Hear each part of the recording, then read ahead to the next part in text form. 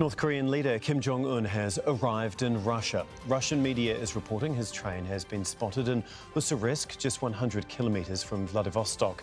He's expected to meet with President Vladimir Putin in the coming days.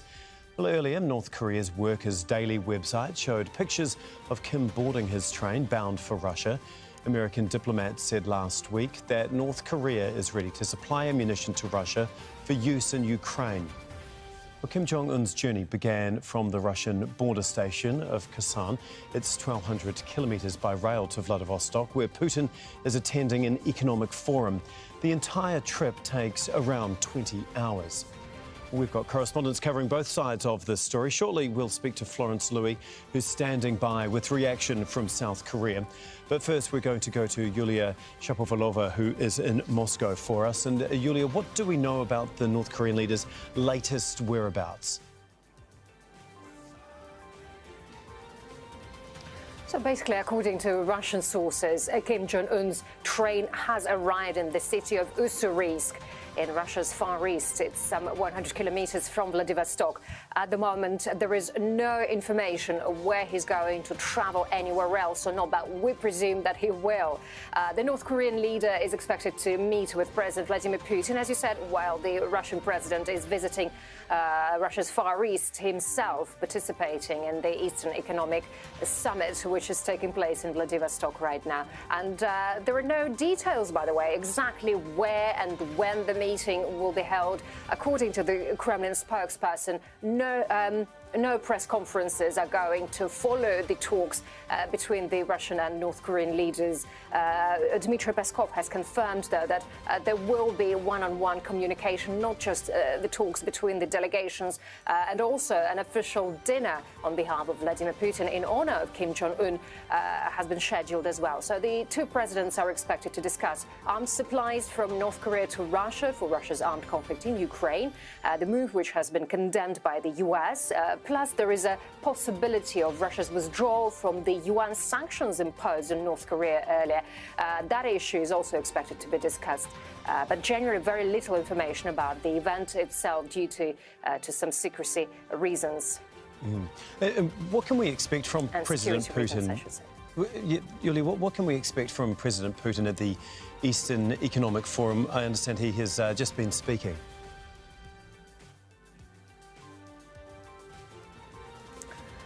Well, actually, we're waiting for him to answer, to tell us a little bit more about his potential meeting with President Kim. But at the moment, Vladimir Putin just finished his speech at the plenary session of the Economic Forum and is now answering questions. And during his speech, he addressed a lot of domestic issues mostly. He promised high-speed motorways.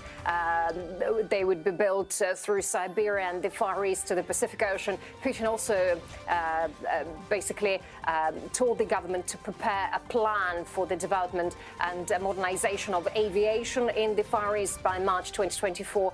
Prior to the plenary session, Vladimir Putin spoke with the moderators of the summit sessions and, well, he said that Russia is working on weapons based on new physical principles, whatever it means, as they will ensure security in the future of the country. And he also said that Russia is interested in foreign specialists, including students, and he spoke about facilitating the procedure for them to obtain the Russian citizenship. And also the Russian Federation will not slow down the pace of development in the Far East, in the region.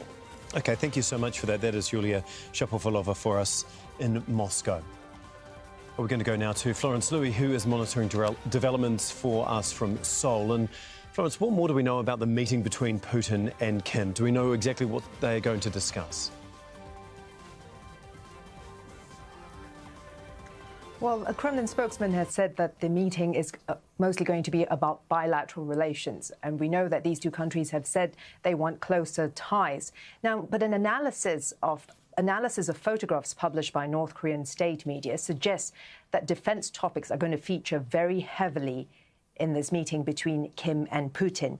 Now, looking at the photos, we know that Kim Jong Un is accompanied by the top military official, that's Ri Pyong-chol.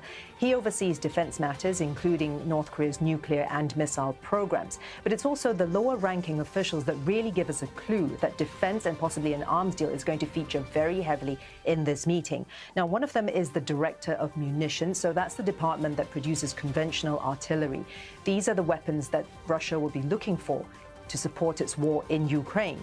Now, and then there's also the naval commander. Russia has said that the two sides are discussing the possibility of holding joint military drills. And there's also the party secretary. He's in charge of North Korea's Space, Science and Technology Committee. So that's set up for launching spy satellites. So that really gives us a clue that defense and possibly an arms deal is going to be one of the main topics of discussion. And an arms deal is really what US officials have warned that North Korea and Russia will be trying to set up. And Florence, of course, we've heard an arms deal would be a huge concern to many in the international community. Absolutely, because an arms deal by North Korea would be in contravention of UN Security Council resolutions. North Korea is banned from importing and exporting weapons, and also it's restricted from certain scientific and tech cooperation. Now, it would also help Russia in its war on Ukraine, but also what's worrying countries in this region and also in the wider world is what North Korea could possibly be getting in exchange for selling weapons to Russia. It could be getting technology that could help it advance its nuclear weapons program. It could be getting satellite technology. It's tried twice and failed to launch a spy satellite into orbit. North Korea could also be trying to get technology that would help it build nuclear-powered submarines.